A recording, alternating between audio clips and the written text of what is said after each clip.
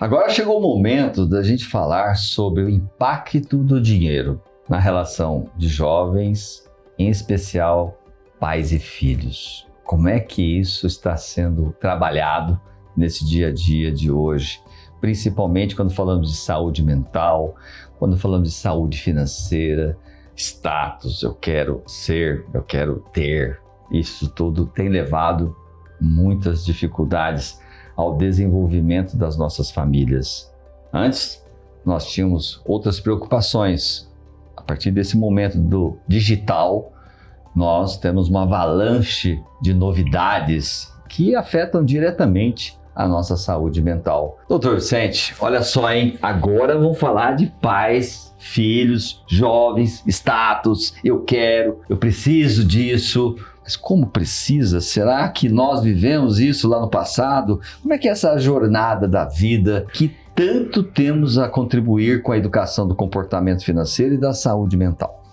Cada época aparecem os problemas dentro do mundo corporativo, dentro da família, eles também evoluem com o tempo. Então, lá em 1920, nós tínhamos alguns problemas que hoje nós não temos. Hoje, nos anos 2024, 25, nós temos problemas que também não se tinha vivido antes, porém, mais acentuados. Devido a quê? Comparação.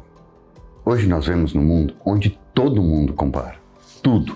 Você se compara de tudo.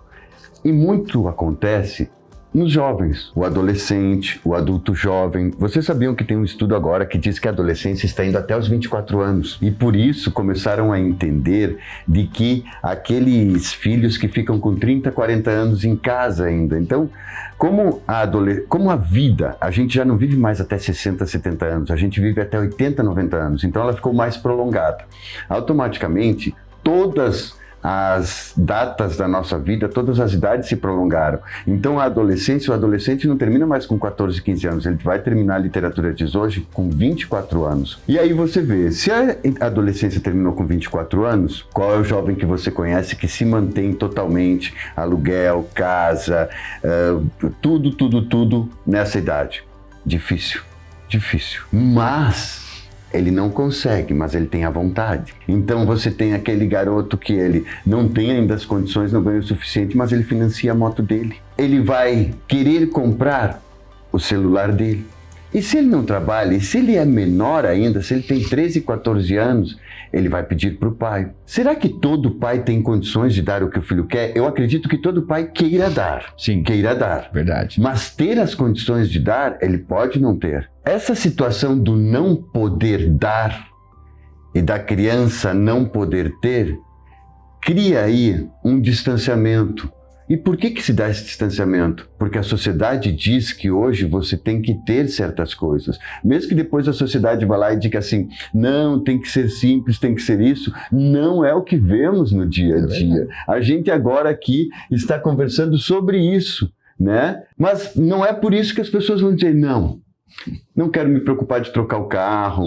Meu filho não precisa estar no melhor colégio que a mensalidade custa tão mais caro. Será que vai fazer diferença? Será que só aquele que estuda na melhor escola vai ter a oportunidade de estudar? Eu acredito muito que o estudo é uma vontade de cada um. Você pode estudar nas melhores escolas, e isso não quer dizer que você será o melhor aluno, depende de como você vai absorver aquilo ali. Os teus pais podem te dar todas as condições que tu queira. O teu pai está lá trabalhando, o pai trabalhando, tudo isso para que você tenha. Mas quem diz que quando você chegar na escola você vai desenvolver aquela vontade? Você vai pensar, não, meu pai está investindo, eu sou um investimento, logo eu tenho que gerar resultado. Não, o pensamento é assim, meu pai que pague, eu nasci, não pedi para nascer, ele paga aí, tudo bem. Esse pensamento existe em muitos jovens? Existe sim. Então, ter, manter, querer são situações bem difíceis. É claro que a gente quer uma vida boa, mas você quer levantar às 5:30 da manhã, pegar trem, metrô e tudo isso, como é todo mundo que inicia a vida, passa certos trabalhos, você está disposto a passar certo trabalho para depois lá na frente ir? Mas meu pai tem dinheiro, meu pai é empresário, ele pode me dar. E aí vem o que nós falamos em outros temas, para vocês verem como a vida ela vai pegando um gancho no outro. Tudo bem, o teu pai tem, mas se ele morrer, o que você faz hoje? O que você tem capacidade de realizar hoje? Se tudo mudar, as pessoas que te sustentam não te sustentam mais, acabou, tiveram um acidente de trânsito, foi morte instantânea. E se isso acontecer na sua vida, como você está hoje? Eu me lembro um caso que eu tive de uma família que levou um paciente que ele tinha mais ou menos uns 20, 21 anos e ele morava sozinho porque ele estudava numa cidade vizinha. E existiam problemas do tipo, chegava a conta de luz e ao invés dele pegar e ir lá, da mãe tem que pagar a conta de luz, não, ele esquecia. Então, volta e meia, cortavam a luz, tinha que religar. Essas situações, elas estão muito relacionadas com a responsabilidade que os pais colocam nos filhos desde o início. Porque se você está dando de tudo até os 12 anos, é normal que aos 14 anos ele te peça e diga, pô, ele sempre deu, agora eu não vou te dar. Aí o filho vai indagar, mas não vai dar por quê? Agora tu vai... Não. Então a educação, ela... Lembrem-se, nós vamos, não sei se é assim ainda, mas nós vamos no jardim, na pré-escola, na primeira. Por quê? Para a gente se adaptar. Então nós temos que colocar a nossa realidade para todos que vivem na casa. Olha, nossa realidade é assim, nós vamos viver desse jeito, chegar a um consenso. Porque é muito visto nos consultórios o atrito entre pais e filhos devido ao financeiro. E muitas vezes esse filho não quer aprender, ele quer o cartão de crédito, ele quer o cartão de débito e vou gastar. Pai, mas o tênis só custa R$300. Só que ele não sabe quanto custa a hora do pai trabalhando, quantas horas para aquele pai comprar aquele tênis. Como é que podemos ter esse diálogo, já que nós estamos no universo, os pais, uma grande parte deles, no mundo analógico e este outro no mundo digital, onde a família já não conversa praticamente, esse diálogo, a palavra diálogo, não existe. Essa conexão, ela está corrompida.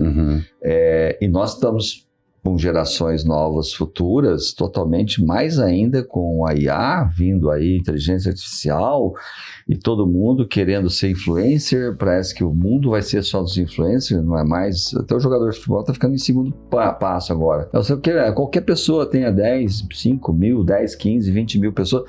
Qual a sua profissão? Eu sou influencer. Então, assim, influencer do quê, né? A gente precisa ficar muito atento também. O que meu filho tá vendo? Tá vendo. Qual é o exemplo que ele tem? Como é que eu consigo gerenciar a vida, já que ele está no quarto dele, eu não sei o que ele está fazendo. Antes, assim, como não tinha isso, se ele estiver no quarto, ou está lendo, né? Ou, sei lá, está dormindo. Né? Agora não. Você não sabe se ele está no Brasil ou no mundo, se ele está vendo o que, como, né? Que situação, o que ele está se informando, qual é a sua formação interna dentro do seu lar. Então, ficou muito comprometido educar uma criança dentro do seu próprio lar, já que porque antes os filhos, você não foi diferente, eu também não, os pais falavam e a gente obedecia. Hoje a gente obedece ao filho. Na verdade, o filho tem mais informação, menos que o pai. Automaticamente o pai não sabe, quem sabe é o filho. Então nós estamos fazendo uma inversão de quem ensina quem? Sim. Com a tecnologia, as crianças, os jovens tiveram muito acesso ao que a nossa geração não tinha nem noção. Então, eu me lembro que eu saí para estudar e daí eu ganhei um cartãozinho de débito do meu pai. Isso aí é para todas as despesas, eu vou colocar um dinheiro lá e tal. Hoje, eu tenho pacientes que me contam no consultório, não, doutor, meu filho gastou R$3.000, mas que idade ele tem? Ele tem 8 anos. Eu disse, mas como que ele fez isso? Não, ele pegou o cartão e tal. E aí eu pergunto, mãe, qual foi a tua reação? Pessoal, olha o que a mãe diz. Doutor, o que eu vou fazer? O que eu vou fazer? Se eu não dou, ele fica bravo, ele grita e tal. Então, às vezes, a gente tem que dar. Então, você vê que os pais estão se assujeitando. Em vez de assujeitar os filhos que estão sendo educados. O filho tem que passar, não pude ter. Tudo bem, isso aqui até pode ser polêmico, mas se ele chorar 15 minutos, é uma lição para a vida toda. Tu não está batendo, tu só está indo contra o ego dele. O ego dele, qual é o problema do ego? Porque ele quer um celular de 7, 8, 10 mil, eu tenho que dar. Eu tive uma paciente que ela era doméstica, tá? uma senhora doméstica, ela ganhava aí, deveria ser, em relação ao mercado, não deveria ficar muito abaixo, muito acima. Ela deu um celular para o filho que custava R$8.000. E eu disse assim, meu Deus, mas como assim? Por que a senhora fez isso? Ela disse assim, doutor, eu queria ver ele feliz. Foi essa a resposta, não foi nem que ele insistiu. Ele me pediu e eu queria ver ele feliz. E aí ela se endividou pelos 24, 36 meses para dar o celular. Para dar o celular. E deu. Aí o que ela teve que fazer? Ela trabalhava numa casa durante a semana, ela foi fazer o quê? Trabalhar em outra o final de semana. Mas não foi para comer melhor, não foi para ela viver num lugar melhor. Para dar outra escola talvez melhor. Para talvez sair de um bairro um pouco mais carente que tenha menos condições e mudar, entende? Com a diferença que ela pagava desse celular mensal, ela conseguiria talvez colocar no dinheiro do aluguel e sair. Mas o que ela quis? O imediato. Porque o adolescente, o jovem quer aquilo imediato. Eu preciso, é a endorfina imediata. Peguei meu celular. Aí ele pega o celular. Mas depois que ele pegou, já é meu, tá bom. Aí ele vai ver um tênis. Mãe, bem que tu podia o mês que vem me dar esse tênis. Mas aí entra a escola. Se uma pessoa fosse preparada para ensinar algo de financeiro, essa senhora ela não era preparada. Então ela também não ia ensinar o filho. O que acontece? A gente dá aquilo que a gente sabe, aquilo que a gente está acostumado.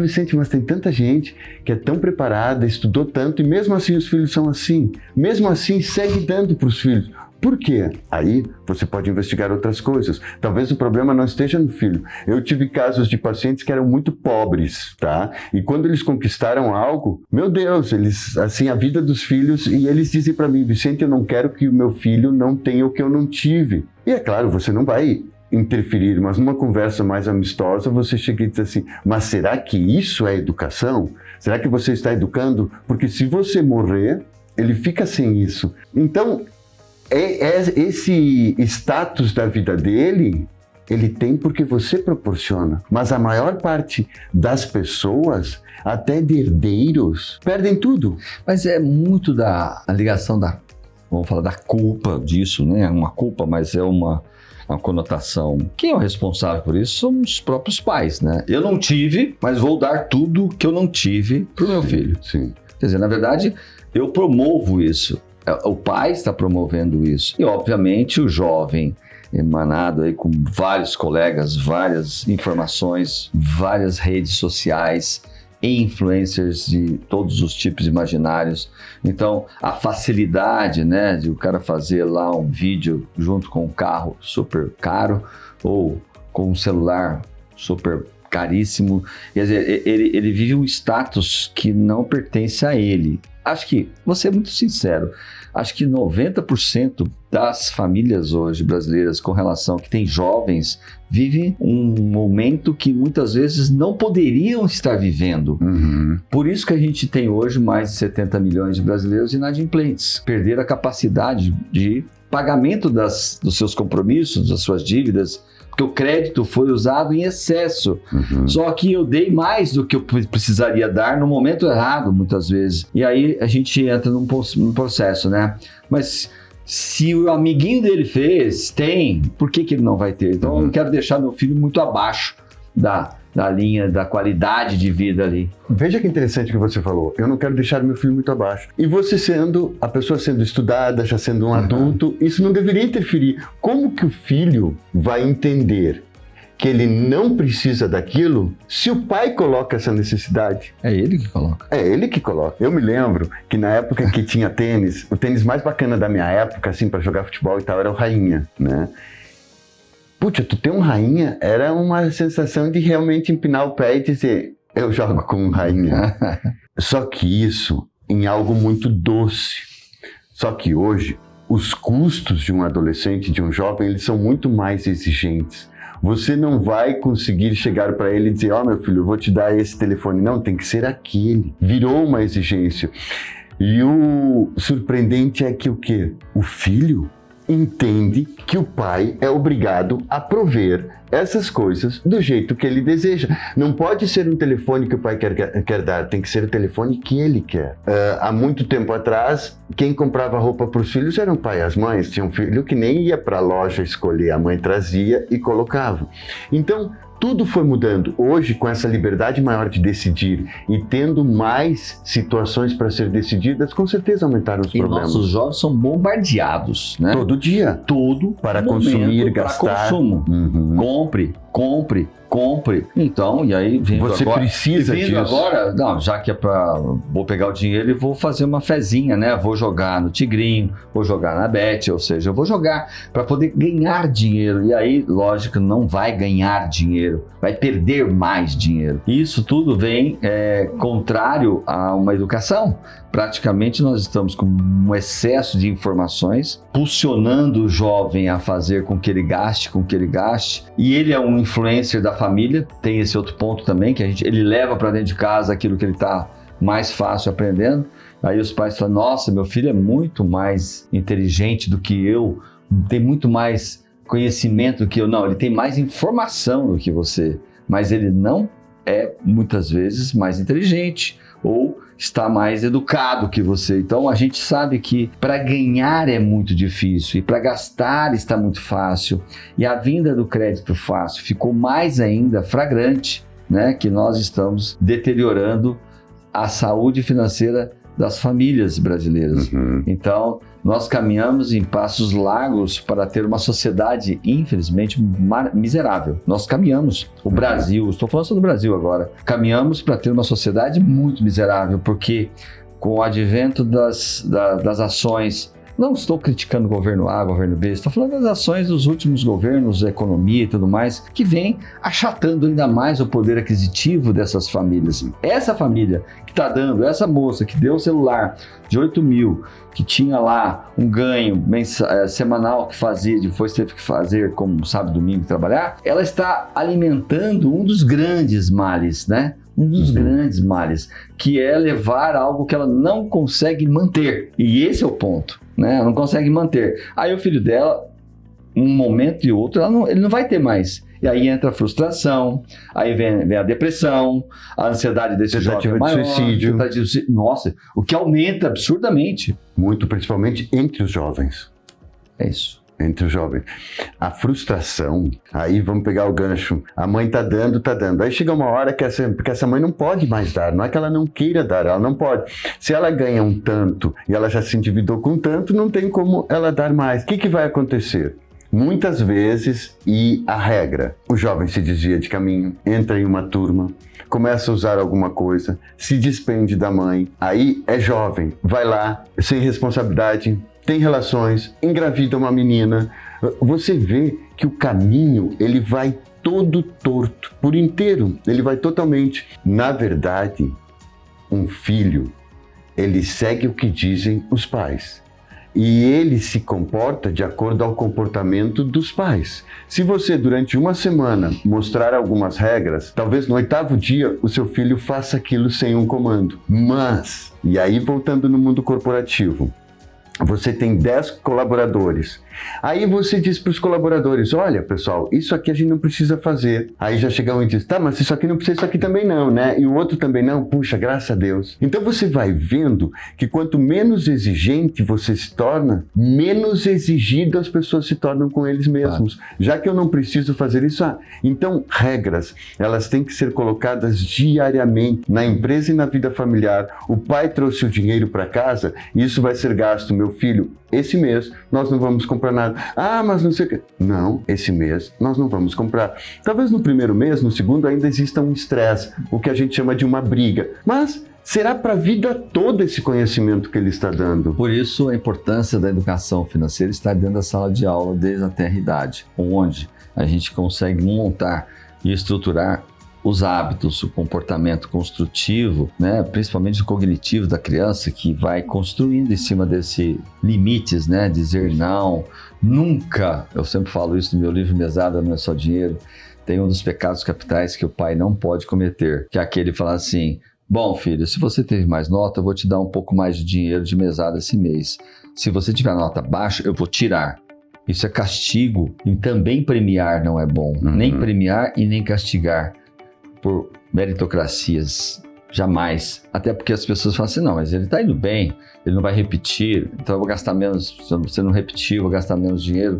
Se ele repetir, eu vou gastar mais dinheiro. Não, não é esse o espírito. O espírito da educação é no comportamento atitudinal dessa criança. É generosidade, ela estar bem estruturada para que ela possa servir essa família de uma forma que ela seja generosa e não cobrar daquilo que está acontecendo com relação à troca. O caráter do educador e do educando deve ser muito alto, porque você não deve pensar, o meu filho passar, eu presentei, o meu filho rodar, eu vou punir. Não. A educação, ela não se baseia por premiações ou por cobranças. Jamais. Ela é um conhecimento. Então, deve ser visto como algo útil e necessário. Por isso, é muito importante o comportamento do ser humano em todas as fases da vida, de uma criança, um jovem, um adulto, em especial o seio familiar, que é onde tudo acontece. E eu espero você, ou melhor, nós esperamos você nesse próximo episódio.